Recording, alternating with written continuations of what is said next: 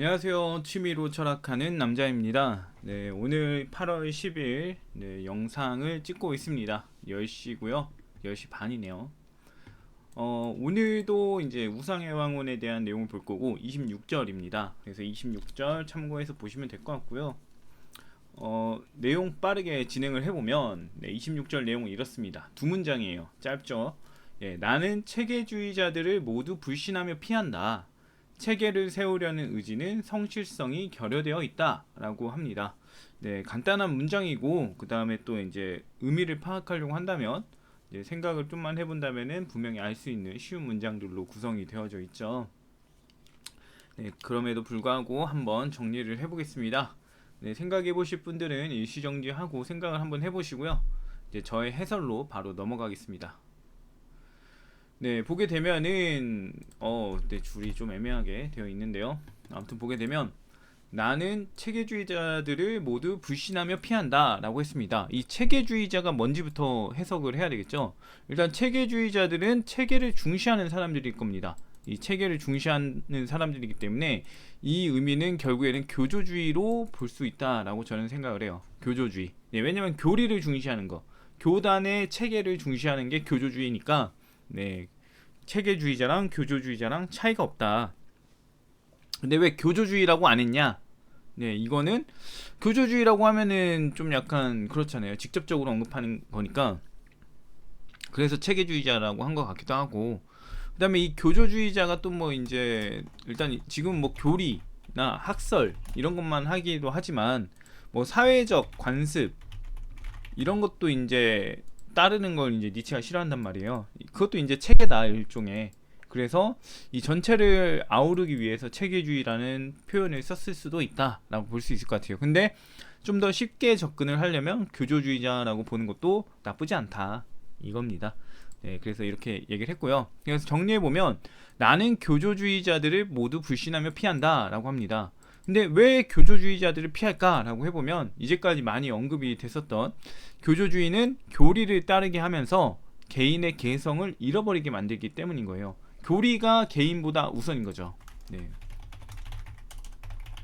네, 교리가 개인보다 우선이 되기 때문에 이런 지금 피하는 게 나오는 거고, 그 다음에 이제 교리를 따르는 게 너 자신을 위한 것이다라고 이제 교조주의자들은 말을 하겠죠. 그러니까 니체가 봤을 때 전혀 그렇지 않은데 쟤네들이 거짓말 치고 있네, 말도 안 되는 소리 하고 있네 하면서 불신한다 이거예요. 그래서 불신하고 피한다 라는 얘기를 한다는 거를 우리는 쉽게 알 수 있고요. 그 다음도 볼게요. 네, 체계를 세우려는 의지는 성실성이 결여되어 있다라고 했는데요. 이 체계를 세우려는 의지라고 한다면은 교리를 공고히 하거나 아니면은 사회적 간습 이런 것들을 세우려고 하는 의지라고 할 수 있겠죠. 근데 이렇게 되면은 왜 성실성이 결여되느냐라는 게 문제인데요.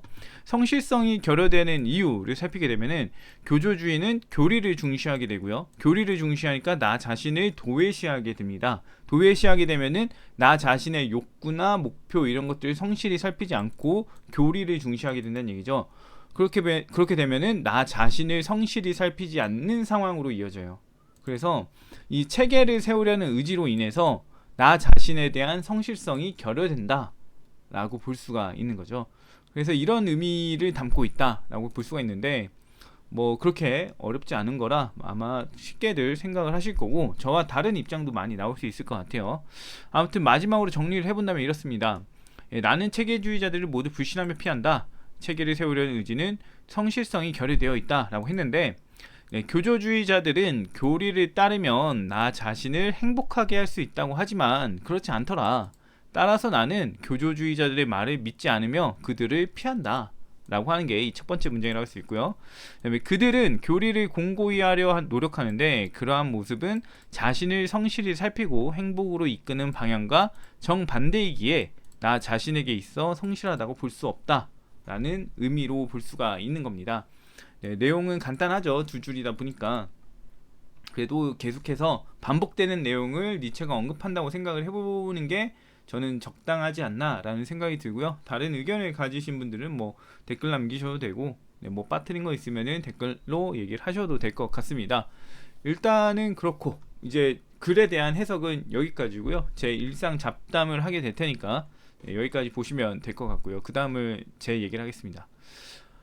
일단 제 소식과 관련해서 보게 되면은 영혼에 대하여 1장을 정리를 했어요. 저는 이제 어떤 식으로 책을 읽냐면 책을 읽을 때 원문 뭐 원문이나 아니면 번역 내용이 있겠죠. 뭐 가나다가 다라마 했다 이런 원문이 있으면은 그 거기에 대한 제 해석을 넣습니다. 제 각색을 하는 거죠.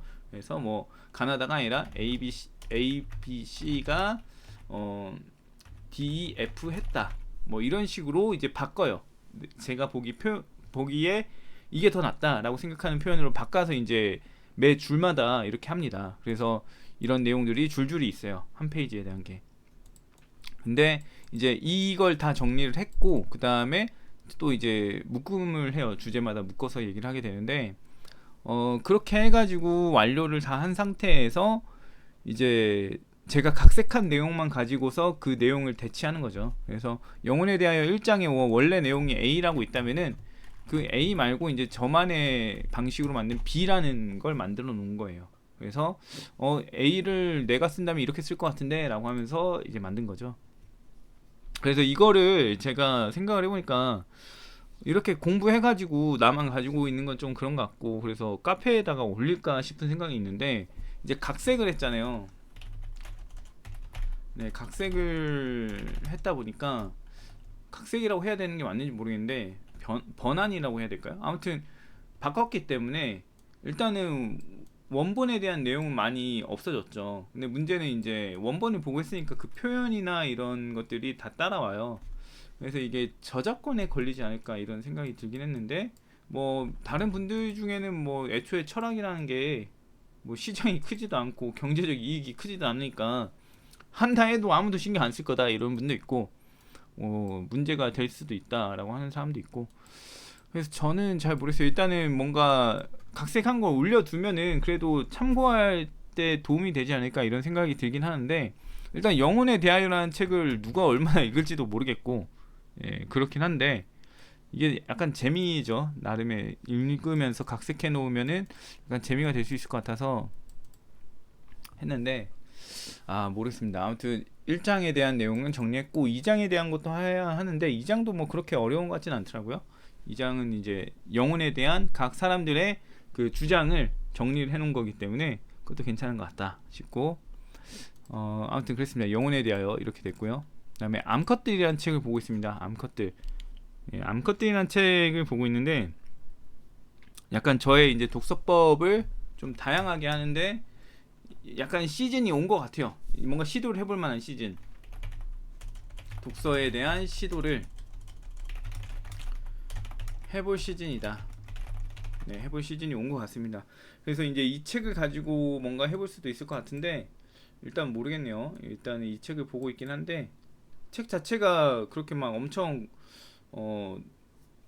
높은 그 독서력? 이걸 원하는 책은 아닌 것 같아서 모르겠는데 아무튼 이걸 보면서 뭔가 시도를 해보고 싶다라고 하고 있고 요즘에 이제 언더스탠딩이라는 유튜브를 보는데 여기서 이제 과학 경제 그 교수들이나 이런 기자들이 나와서 이제 막 자기 얘기를 해줘요. 자기가 연구하고 확인한 내용들을 얘기해 주는데